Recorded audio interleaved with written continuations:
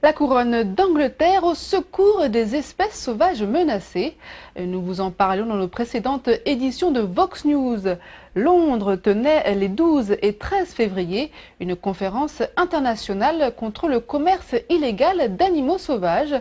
Une rencontre à l'initiative des princes Charles et William. Le président de la Banque africaine de développement, Donald Kaberuka, était également présent. Victoire Ayoum l'a rencontré ce vendredi. Reportage. 46 pays officiellement représentés, pour certains par leur président. C'est l'exemple notamment du Gabon, du Tchad, de la Tanzanie ou encore du Botswana.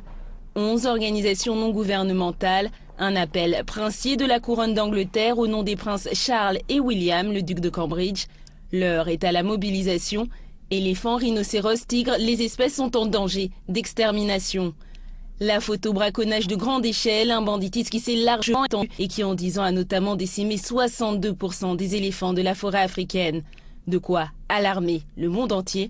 Le président de la Banque africaine de développement, Donald Kaberuka, était lui aussi à Londres pour dire stop au trafic d'ivoire et de peau de bête, généralement utilisés comme bijoux, ornements, œuvres d'art ou en poudre médicinale, principalement sur le marché asiatique.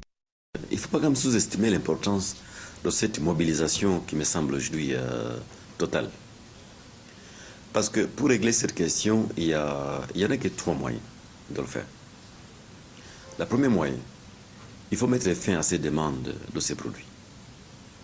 Nous connaissons les pays où ces demandes sont trop fortes. Il faut interdire absolument ces criminels qui exploitent les gens ignorants en disant que ce produit ou tel produit, c'était médicament pour telle maladie. Donc, la demande. Mais il y a la deuxième partie. Il faut appliquer la loi et les conventions internationales. Dans beaucoup de pays, il y a un laxisme là-dessus. Donc, je crois que cette mobilisation nous permet de demander de ce que tous les pays impliqués appliquent sévèrement la loi à tous ces criminels. Parce qu'il ne s'agit plus du braconnage. Ça, ce n'est pas du braconnage. Ça, c'est un massacre systématique des espèces africaines par les crimes internationaux organisés.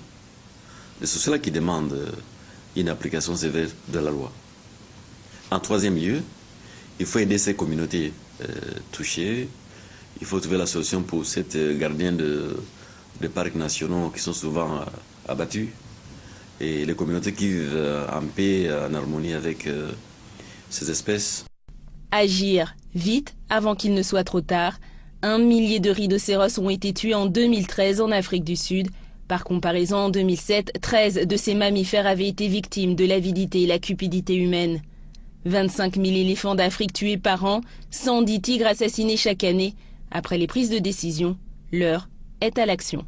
Je me réjouis du fait qu'il y avait des pays comme la Chine, le Vietnam, où ces produits, surtout les produits de rhinocéros, sont destinés souvent, et où ces pays commencent à prendre des actions d'envergure au niveau de les douanes, saisie de cargaisons, destruction de ces produits. On ne va pas laisser les bras, il n'est jamais trop tard. On ne va pas laisser les bras. C'est pourquoi, comme vous me voyez ici, moi, banquier, ce n'est pas notre métier, mais c'est la soutenabilité de l'action de développement en Afrique qui est en jeu. C'est la vie des millions de personnes. C'est nos civilisations.